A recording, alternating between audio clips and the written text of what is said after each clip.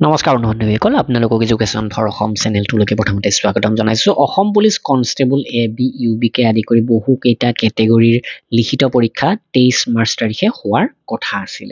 আৰু ইয়াৰ লগে লগে 17 তাৰিখৰ পৰা এডমিট কাৰ্ড পোৱাৰ কথা আছিল কিন্তু এতিয়া এই 23 তাৰিখৰ এক্সাম ডেটটো পোষ্টপন কৰিছে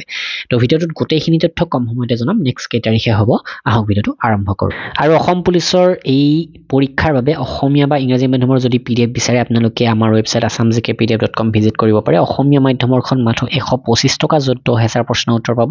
আৰু ইংৰাজী মাধ্যমৰখন 115 টকা যত 9000 প্ৰশ্ন উত্তৰ পাব আৰু যদি অসমীয়া আৰু ইংৰাজী একেলগে থকা বথ মিডিয়াম লাগে তেনেহলে আপোনালোকে আমাক হোৱাটসএপ কৰিব পাৰে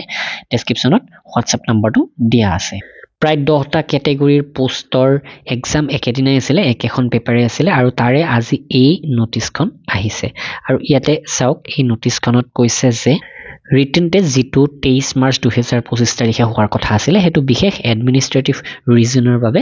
6 এপ্ৰিল 2025 তাৰিখে অনুষ্ঠিত কৰা হ'ব আৰু এডমিট কাৰ্ড বিলাক আপোনালোকে 1 এপ্ৰিল 2025 তাৰিখে ৰাতিপুৱা 11 বজাৰ পৰা ডাউনলোড কৰিব পাৰিব তো এইখন সৰু নোটিছ আহিছে আৰু ইয়াৰ কাৰণে ভালে হৈছে আপোনালোকে এতিয়া পঢ়াৰ কাৰণে যথেষ্টখিনি সময় লাভ কৰিব তো নিশ্চয় ভিডিওটো লাইক কৰিব শ্বেয়াৰ কৰিব আৰু পিডিএফ যদি বিচাৰে তেনেহলে আমাক হোৱাটসএপ কৰিব পাৰে ধন্যবাদ